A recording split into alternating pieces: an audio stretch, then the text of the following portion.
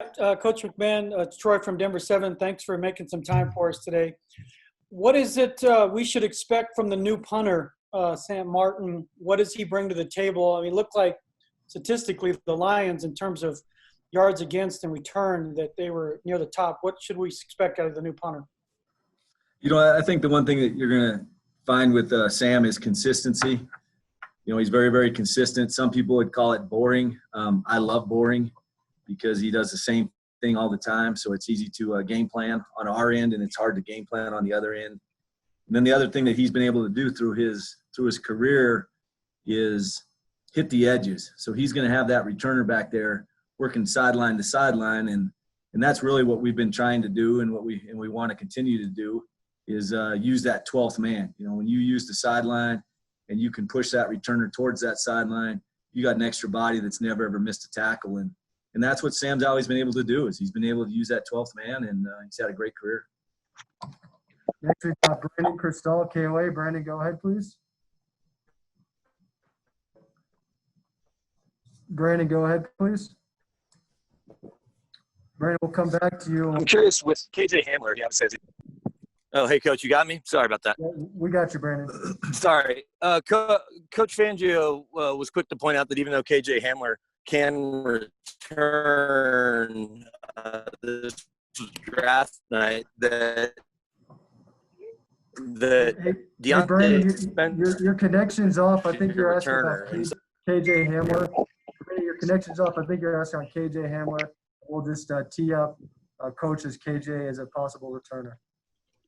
Yeah, I think that what he's done in college, his production has naturally it should carry over here in the NFL. He's got great speed. He can create his own return. The one thing that he's going to have to do is he's going to have to catch a bunch of NFL punts. Here in the preseason, they're a much different punt than what you see in college. But if we get that ball in his hands, we're going to expect big things from him, both in the punt return game and the kick return game. And there's competition everywhere. Spence was a great returner for us last year. We got other guys in the building, and they can all run. Calfani, Spence, KJ, Trinity. They all run. Tyreek Cleveland. So we can all run very, very well. Kelvin Sampson's got great juice. So we're excited to work with all those guys. But that's what KJ brings to the table. Next, we've got Ryan O'Haller with the Denver Post, followed by Andrew Mason. Ryan, go ahead, please. Hey, Tom, without the benefit of OTAs or minicamp, how much of a challenge is it going to be for you once training camp starts to get enough reps so you can evaluate who some of those core special teamers are going to be? We're going to have to, it's going to have to go a little bit quicker than what we normally do. We're going to have to create some more competition in practice, maybe more than what we usually would in training camp to evaluate these players. You don't have that extra week where you're working with another team. A lot of us use that as another game. Sometimes it almost counts as two games because you get to practice against those teams. So we got to create competition. We got to let these guys separate. We got to do a great job with our technique, and we got to hope that this off-season technique video work will pay off when they get here and that they come in ready to go. But we have to create that competition, Ryan, to separate these guys. I don't know that the 4 games will be enough to do that. Next, we've got Andrew Mason, followed by Eric Dalala. Andrew, go ahead, please. Andrew Mason, DNVR. Good to see you, Tom. You touched on Diontae Spencer earlier. When you look back on his season, what did you see from him in terms of his growth from early in the year to late in the year? And where can Diontae Spencer go long-term if he keeps developing? From a growth standpoint, when he came in, naturally our instincts take over. So he was on a whole different field, whole different rules. And the mistakes that he made were just instinctive. We had to take some of those and break them down and change them to habits. And now I think that he's an NFL instinctive returner, with that rectangle is much different than the CFL rectangle. He trusts himself.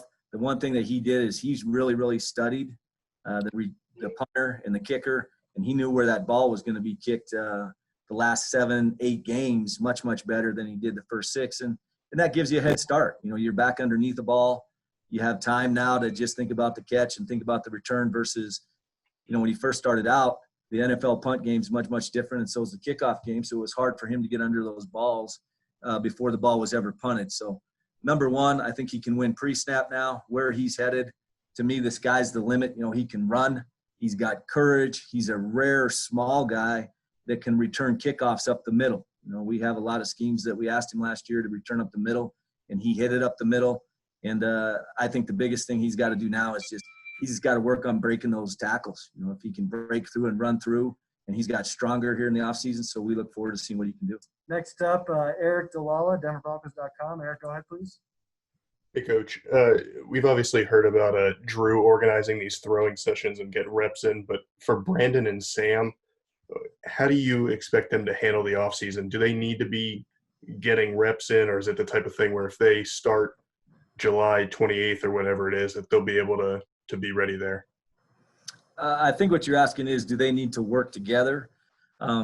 They, you know, I can't be out there with them. I can't watch anything that they're doing. But I know that all those guys, our snappers, kicker, and our punter have worked together already. I think it is necessary, but they've took that upon themselves and done it. And I think they're going to come into camp ready to go. Next up, Ryan O'Halloran, Denver Post. Ryan, go ahead, please.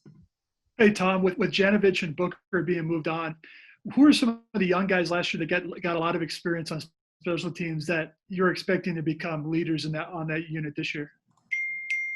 You know, all those guys, Andrew Beck, Josh Watson, you know, a lot of the guys that have come through. I'm expecting good things from Cal Fani. You know, he was on our practice squad. Elijah Holder, a lot of the guys, Trinity Benson that spent a lot of time, Malik Carney on that practice squad. So I think all those guys got to come in. They got to produce. It's gonna, I think it's gonna set itself in training camp. But I can't just single out one guy. But Beck for Jano naturally, and Beck played the whole season for us. Next, we've got Nikki Javala with The Athletic. Nikki, go ahead, please. Yeah, what went into the decision to move on from Casey? I know he was a free agent, obviously, but what made you comfortable with Jacob Obenmeyer? You know, the decision is something that I'm not really going to speak of. You know, the past is the past, but what I saw in Jacob and also Wes Farnsworth, you know, I think that we have two great young long snappers in here, and what they both showed was great athleticism. They got great velocity. They have great accuracy. What sets those two apart from other guys that we looked at is their ability to cover. You know, when you have guys that are this athletic, that have kind of that defensive linebacker tape, when you turn it on, you know, they're producing. That makes a big difference because now they got to block that player.